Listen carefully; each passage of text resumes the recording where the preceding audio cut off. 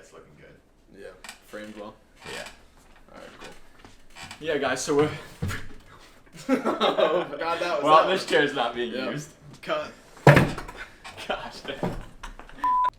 So welcome, guys. Welcome back to the channel. I think it's time for some story time. Yeah, we alluded in the last video to a little story. We had a little hiccup. We did. The 992 Turbo S, brand new, not even 500 miles on the turbo, and we kind of ran into a little problem that turned into kind of a big problem. So take them through. What happened? So, driving it all day, cruising around, car's running fine, you know, obviously breaking it in, and then I get to the cleaners, picking up my dry cleaning, you know, as one would. And I get in the car and it won't start. And at that point, I'm kind of like, all right, what's going on? It's a brand new car, you know, it's a brand new Porsche, like what's going on? And the car was just not recognizing the key. And I'm just stuck in this shopping center, you know, everyone's kind of looking at me crazy. Yeah, because they're looking at a brand new 992 Turbo S and a guy can't even get in it. Yeah. So that attracts some attention. Yeah, and then so I'm like, this is really odd, like what's going on? So I give you a call. Yep, he was blowing up.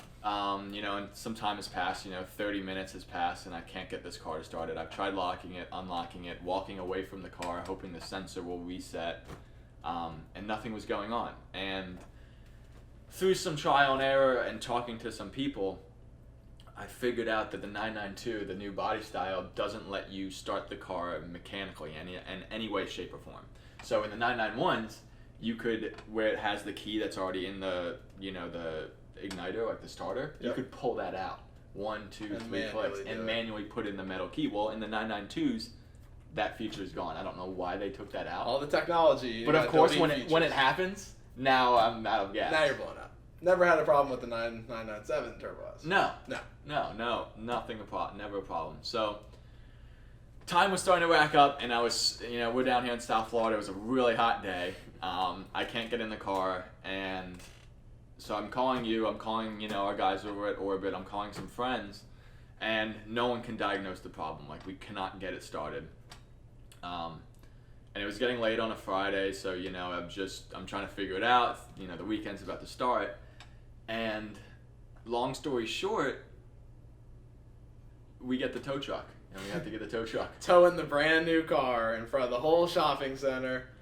So what's going on? Yeah, so the funny part that kind of, you know, was the icing on the cake is that for all of you that don't know, the 992 Turbo S is all-wheel drive. Now, the car's not even sensing the key to do anything. So it's in park. Completely locked out. Completely locked. Can't put it in neutral to roll it. Can't do anything. But you had the sunroof down. Right? But, so the sunroof was open. Sunroof was open. And what's funny is, so the sunroof part is a whole nother story in and of itself. We'll get so, in order to get the car onto the tow truck, we had to grab some rollers, you know, some skates, brought it over to the tow truck, and the problem was the skates would not go over the lip onto the metal grate of the the tow truck. Yeah. So like, how the frick are we gonna do this? You don't want to drag it. It'll hurt the transmission, hurt the differentials. Yeah. So we kind of somehow just mess around with it. The guys at Orbit are actually really experienced with this, and they had their guys come and help us. So it ended up being okay, but it was a process. And you know, there's cars going back and forth. It was not an ideal location whatsoever. But luckily, we got it back to the shop. And, you know, it's going into the weekend, so I told the guys, you know, they're right next door. I told them to hold on to it. And the next day, the battery's just completely dead. Like, you could turn the accessory key on, and, you know, it'll say Porsche, but none of the, like, actual accessories will come on. It'll announce that you want to turn the car on, but it won't detect the key to actually turn on the accessories. So it was really weird going on. And while it's over there, Sean over at Orbit gives me a call. He's like, yo, your car is like totally dead. I'm like, all right, well, it's a brand new car. I was driving it all day that day. The battery's charged up. We keep them on the trickle charger. I'm like, this is really strange. So I go over there, and of course, you know, there was a lot going on. I had to go get the spare key when they're bringing the tow truck to see if that worked. I have all my dry cleaning, all my stuff in the car. So I wanted to go over there and get it. You know, it's the weekend now, and they're doing their thing. But the battery's dead, so the doors won't open. And this kind of brings in the whole sunroof. Sunroof so debacle. the sunroof was open at the time that this whole thing happened. Because it was a nice day, I had the sunroof down as one would. Yep. So I get over there and the sunroof's open, right? Stuck open, but the doors, they're electronic doors. You know, so the everything's handles won't electronic, and if the electronics fail, you're kind of screwed. So that's great. But the electronics failed, and I can't get in the car. None of us can. So the sunroof was the only option at that point. Yep. So, you know, that turned into, you know, trying to get stuff out of the sunroof and being a whole ordeal. Yeah. And then lo and behold, once I get that stuff out, the next day, the guys over at Orbit give me a call because, you know, we're talking with the dealer and gonna be figuring out a way to how to get it fixed because this is a big issue. And the next day goes, and they give me a call, and they're like, yeah, I just drove your car around, you know, the block. Totally fine. I'm like, excuse me? Like, I literally just had to go in through the sunroof. Yeah, you haven't seen it all, and you've seen this man crawling through the sunroof. Brand new turbo. Yeah, so that was interesting, and I get the call, and I'm like, hey, he's driving around, you know, everything's working fine. Do you want the car? I'm like, yeah, I want the car, but I also want this issue to be fixed. Yeah, you don't want to get stranded somewhere else or wherever. That's... I mean, it could have been worse. Yeah, it wasn't optimal, but could have been way worse. It could have been way worse. Where you are, yeah. Way worse. So, we got in contact with the dealer. Through trial and error, they got things fixed. Battery issues solved. It's been, I've put, you know, over 1,000 more miles on the car. It's been absolutely perfect. But that was interesting. I've never really seen that. I mean, I know, say, McLarens are notorious for, you know, not having the key found. And with the lithium-ion batteries, there's, you know, they're new tech, and there's stuff that goes on. They're new tech, and they're very expensive to get fixed. And obviously, the car was brand new, so everything was under warranty and whatnot. But it was kind of just an issue where it's like, you know, you wouldn't really see that coming from Porsche.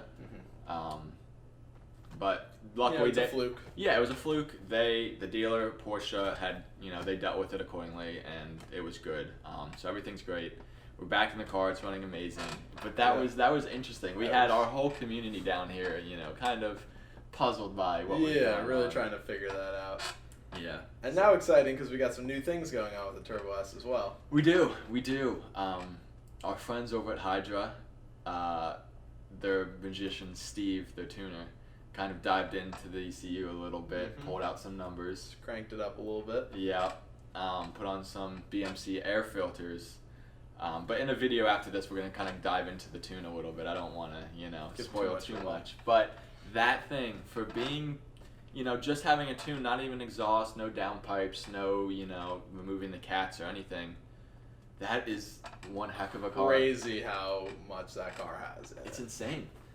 So, and it's all-wheel drive right now, so, you know, all the power is usable. You're not spinning and wasting any of it, and on stock tires. So. Yeah, and we're really excited to see. We just picked up a Draggy. We did. So we really want to see kind of how the stock times are going to compare to, you know, the tune times, and also compare the Turbo S with other cars here, the 600 and other comparable cars. So we're going to get some content of how that goes, and yeah, get some real world data, real world numbers, and see exactly what this thing's putting out. I think we have a lot in store. A lot coming on the way here. Yeah, so stay tuned, guys. Check it out. Let us know what you think about, you know, kind of what happened with the 992. If other people you know have had that issue, I know from who I've talked to, no one's really had that issue before. So that's kind of why it was, you know, out of the left field. And let us know if you want to see a reenactment of the sunroof Mission Impossible skit. Yeah, I think everybody saw enough of that. Yeah, well, we'll see. I mean, the viewers might want to see that. True, yeah, you guys let us know. But thanks for watching, guys. Stay tuned, check back in some later videos. We're going to have some fun with the 992. Peace out, guys.